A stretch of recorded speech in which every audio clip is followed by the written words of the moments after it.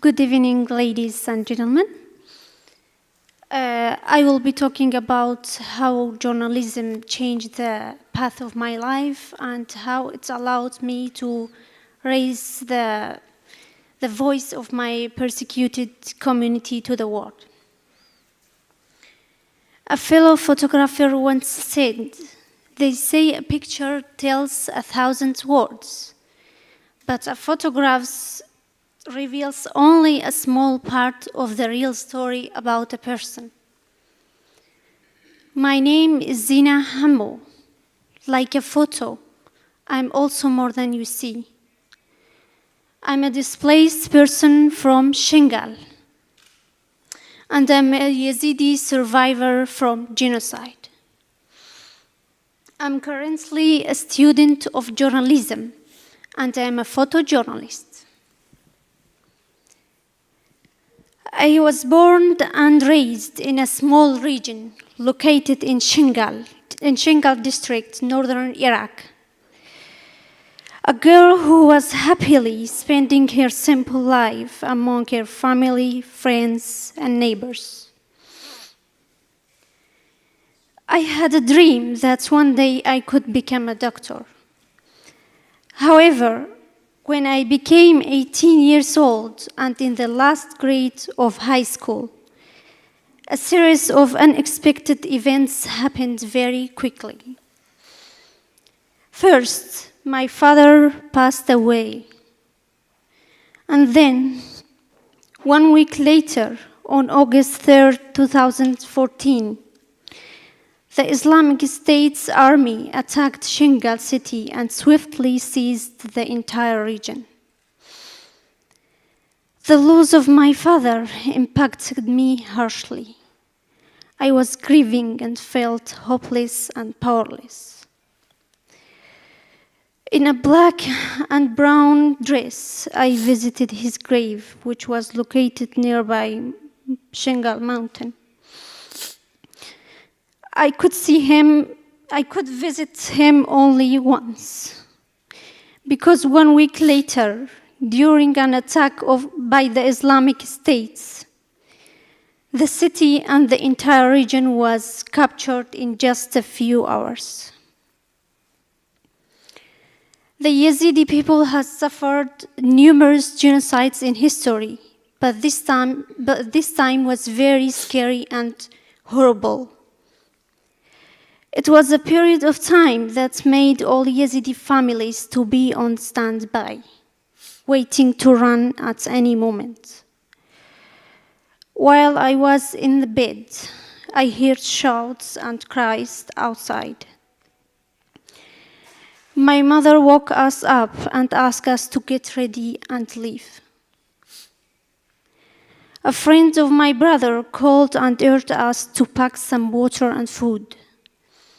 He said, "ISIS is killing and arresting everyone they see on sight. Watch your girls and women." For a while, we were confused and scared. My uncle and brother decided to follow the exodus of people who were leaving the city to take refuges to the mountain. My mother and my pregnant sister-in-law with small children and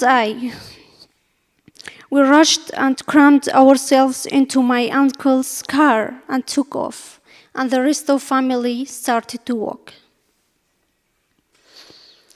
I was sitting in the car, watching people hysterically running. Pregnant women and children trying to take heavy steps on a steep mountain. After a few minutes, we had to get rid of the car and climb the rest of the way to the top of mountain. I still can remember a woman who was sitting by the roadside, burst in tears, shouting that her daughter was captured and her son was killed. It took us 2 days to get to safety at the top. We had to push ourselves and walk. But we had neither water nor food. We were getting dehydrated and exhausted. I lost contact with my brothers on the way. Then I was lucky to find them again on the top of mountain. I was lucky, unlike many others.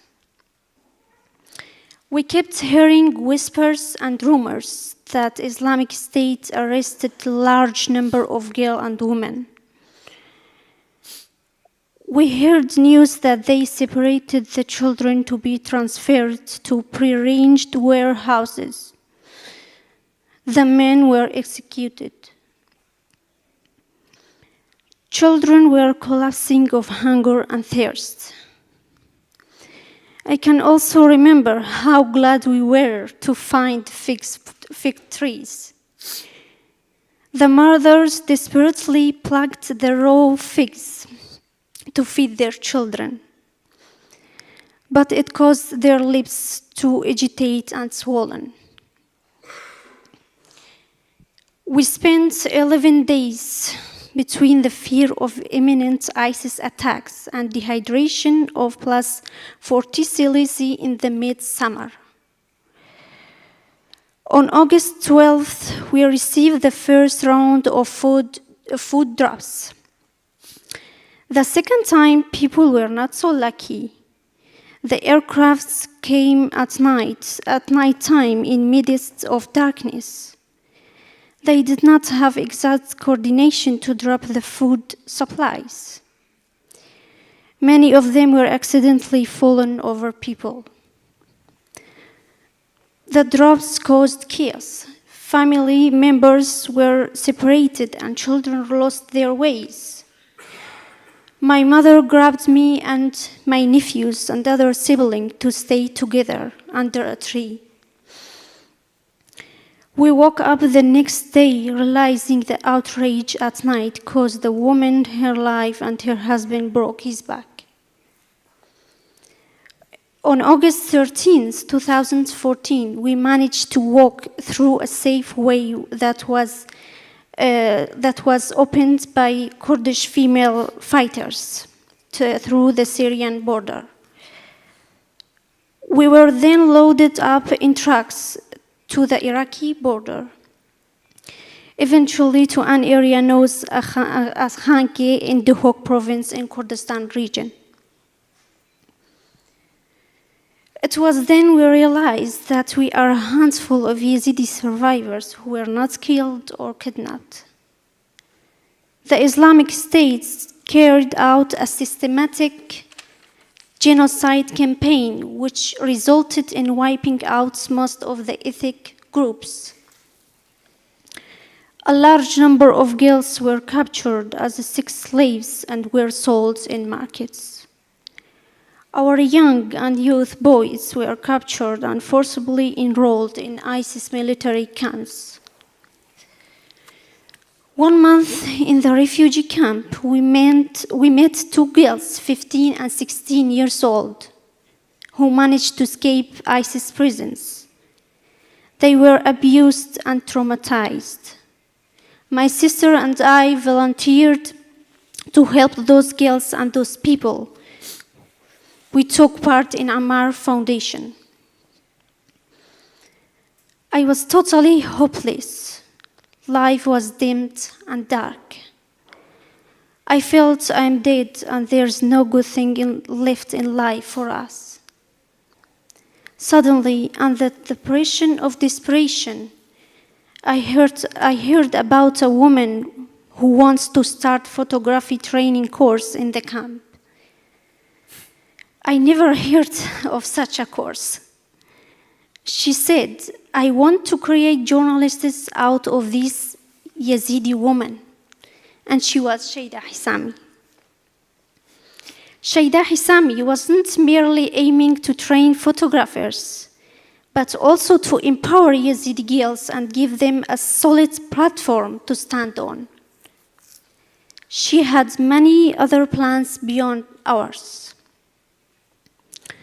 In April 14, 2015, with other 8 young girls, I participated in the Photojournalism to Empower Yazidi Girls project.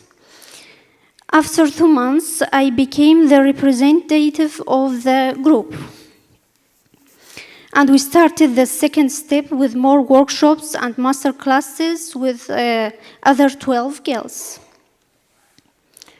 The first and second group included some girls who were just rescued from ISIS prisons from Mosul. One of the girls was the 15-year-old girl who I mentioned before.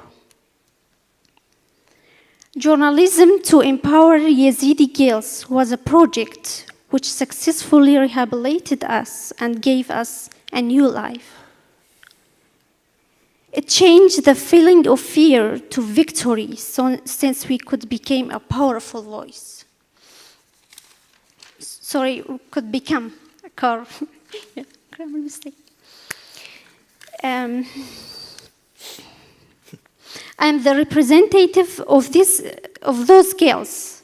I carry the voice of a nation who struggles to live by their unique culture, identity, language, and religion. An ethnic group which wants to live peacefully. I'm standing here, sitting here in front of you to deliver a message. We need to work together to build peace and justice. This program has explicitly proven that despite the fact Yazidi women survived war atrocities, violence, and genocides, they will certainly thrive if they were given a chance, proper training, and an opportunity to express themselves. We made a commitment to ourselves that we are not victims anymore. Instead, we said we are journalists. We will show the reality of our people through our cameras. We demonstrate the courage and bravery of Yazidi women who will never surrender. Shaida Hisami and I are working hand in hand with AJ organization, planning to empower women by providing sufficient journalism techniques training in order to make this the tangible reality. We are in need of international support. So, sincerely, I would like to thank all our supporters who has been taking a part of our success, and I want to say grazie. Grazie to International Journalism Festival, grazie to UNICEF organization, to ANSA agency, for giving me this chance to be the voice of this persecuted community and to be with a very big international journalism festival for the first time. I'm so happy to be here, and this is the second time I'm in Italy. I love Italy so much. Grazie. Veramente bravo.